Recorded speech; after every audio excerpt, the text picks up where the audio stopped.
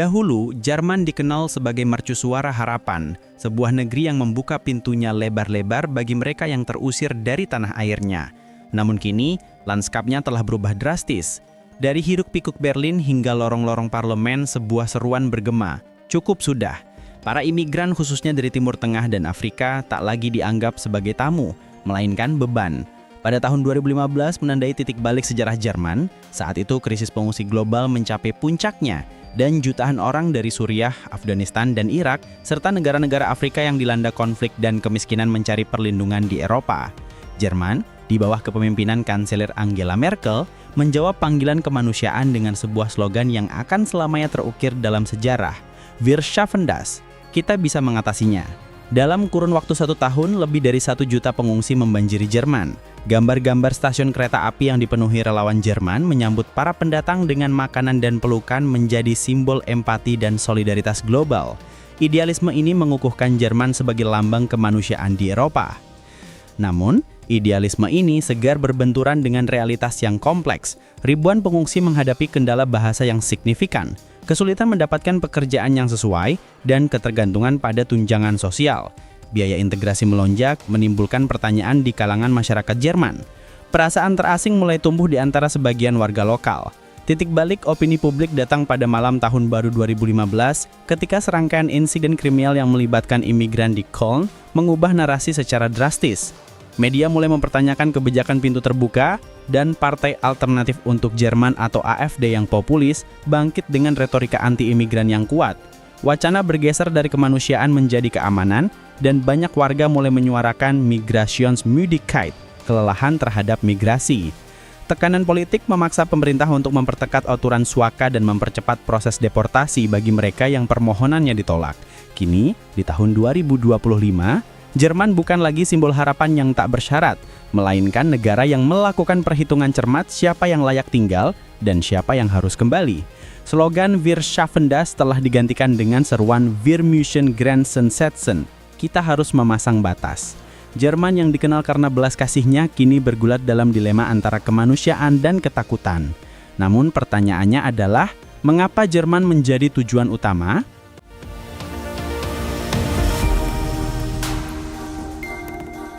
Ketika perang dan konflik menghancurkan Suriah, Afghanistan, dan Irak, jutaan jiwa kehilangan segalanya, Eropa menjadi satu-satunya harapan. Di antara semua negara, Jerman dengan ekonomi terkuat di benua itu menjanjikan perlindungan, peluang kerja, dan stabilitas yang sulit ditolak. Mayoritas imigran berasal dari wilayah konflik di Timur Tengah dan negara-negara Afrika Utara yang tidak stabil dan miskin. Mereka menempuh perjalanan yang sangat berbahaya, melintasi Laut Mediterania atau melalui jalur darat yang dikuasai penyelundup demi mencapai apa yang mereka anggap sebagai simbol masa depan yang lebih baik. Namun setibanya di Jerman, harapan seringkali berhadapan dengan realitas pahit. Banyak yang tidak memiliki ijazah atau kualifikasi yang diakui, menghadapi kesulitan besar dalam belajar bahasa Jerman dan terjebak dalam birokrasi yang panjang.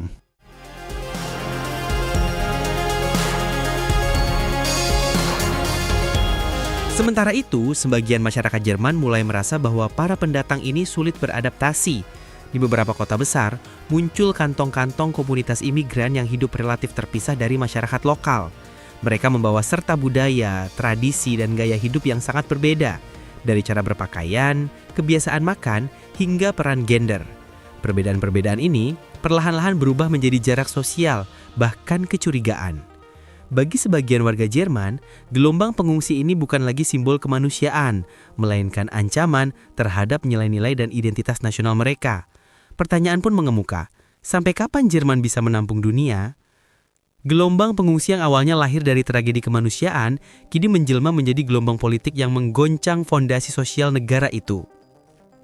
Kedatangan para pengungsi Muslim ke Jerman menciptakan pertemuan dua dunia yang berbeda secara fundamental. Satu sisi, masyarakat Jerman yang dibentuk oleh nilai-nilai kebebasan individual, kesetaraan gender, dan sekularisme. Di sisi lain, masyarakat pengungsi yang banyak berakar pada tradisi, hierarki keluarga, dan nilai-nilai agama yang kuat. Pada awalnya, perbedaan ini mungkin tampak kecil. Namun, seiring waktu, ia berkembang menjadi jurang sosial yang dalam. Di sekolah-sekolah, para guru menghadapi tantangan baru ketika beberapa keluarga imigran menolak anak perempuan mereka berpartisipasi dalam pelajaran olahraga campuran. Di kantor-kantor pemerintahan, muncul perdebatan mengenai penggunaan jilbab atau ruang ibadah. Media kerap mengangkat kasus-kasus kecil ini menjadi isu nasional, memperkuat persepsi bahwa para pendatang berbeda dan sulit untuk berintegrasi. Bagi banyak warga Jerman, perbedaan budaya ini mulai dianggap sebagai ancaman terhadap nilai-nilai modern mereka, sebagaimana diungkapkan seorang pejabat lokal dalam sebuah wawancara. Kami menyambut mereka dengan kebebasan, tetapi mereka membawa batasan. Sementara itu, para imigran merasa tertekan oleh stereotip dan diskriminasi yang meningkat, merasa bahwa masyarakat Jerman tidak sepenuhnya menerima keberagaman, melainkan hanya menoleransinya dari kejauhan. Ketegangan ini menjadi lahan subur bagi politik. Partai-partai kanan menggunakan isu budaya untuk menuduh imigran tidak mau berintegrasi. Sebagian media menyoroti kekhawatiran tentang Islamisasi Eropa. Akibatnya, ruang dialog menyempit. Kini, istilah nilai-nilai Jerman bukan hanya slogan, melainkan senjata retoris untuk menentukan siapa yang pantas tinggal dan siapa yang tidak. Benturan nilai ini mengubah wajah Jerman tidak hanya secara sosial, tetapi juga secara moral. Dari sekedar perbedaan budaya, konflik ini kini menjadi pertanyaan eksistensial. Masihkah Jerman mampu menjadi rumah bagi keberagaman, atau justru sedang membangun tembok tak kasat mata di dalam dirinya sendiri?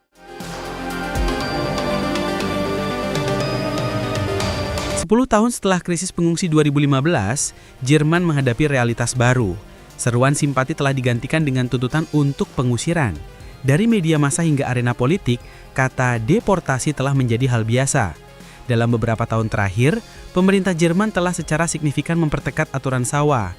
Siapapun yang permohonannya ditolak akan segera dikembalikan ke negara asalnya. Operasi penjemputan di asrama pengungsi pada dini hari mengangkut mereka yang tidak memenuhi syarat kerap menjadi berita utama di televisi. Gambar-gambar ini bagi sebagian publik menjadi simbol ketegasan negara. Fenomena ini tidak muncul tanpa sebab. Sejumlah laporan kriminal, terutama yang melibatkan imigran dari Timur Tengah dan Afrika Utara, telah menjadi pemicu ketakutan kolektif. Meskipun sebagian besar pengungsi hidup damai dan bekerja keras, persepsi tentang imigran berbahaya telah menguasai opini publik. Partai-partai populis seperti AfD memanfaatkan situasi ini dengan cerdik. Mereka menyuarakan bahwa Jerman telah kehilangan kendali, menuduh imigran menyalahgunakan sistem kesejahteraan sosial, dan mengancam identitas bangsa. Dukungan terhadap AfD melonjak, terutama di wilayah timur Jerman, di mana lapangan kerja terbatas dan frustasi ekonomi tinggi. Kini, bahkan partai-partai arus utama pun mulai berbicara tentang batas maksimum imigrasi dan pembatasan suaka. Apa yang dulu dianggap ekstrim, kini terdengar moderat. Di banyak kota, warga biasa menyatakan bahwa kami sudah cukup lelah dengan janji integrasi yang tak kunjung terwujud. Dari ruang rapat parlemen hingga kafe-kafe pinggir jalan, satu ide semakin keras disuarakan. Jerman harus melindungi dirinya sendiri, bahkan jika itu berarti mengusir mereka yang pernah diselamatkannya. Ketika Jerman mulai memperketat pintu perbatasannya, negara-negara Eropa lainnya mengikuti jejaknya. Dari Prancis hingga Denmark, narasinya serupa. Perlindungan sosial hanya untuk warga negara sendiri. Uni Eropa yang pernah menjunjung tinggi nilai solidaritas dan kemanusiaan, kini menandatangani perjanjian baru dengan negara-negara Afrika dan Timur Tengah, bukan untuk membantu, melainkan untuk menahan arus pengungsi sebelum mereka tiba di Eropa. Jerman yang pernah menjadi simbol keterbukaan, kini bertransformasi menjadi negara yang penuh perhitungan. Setiap izin tinggal ditimbang dengan hati-hati. Setiap kasus deportasi diurus dengan cepat. Masyarakat terpecah menjadi dua. Sebagian masih percaya bahwa Eropa memiliki kewajiban moral terhadap korban perang dan kemiskinan, sementara sebagian lain merasa tanggung jawab itu telah disalahgunakan. Bagi banyak imigran Muslim, Jerman kini bukan lagi tanah harapan tanpa syarat, melainkan sebuah ruang ujian. Mereka hidup di antara dua tekanan, menjaga identitas asal mereka, sekaligus berjuang untuk diakui oleh sebuah negara yang semakin mencurigai mereka.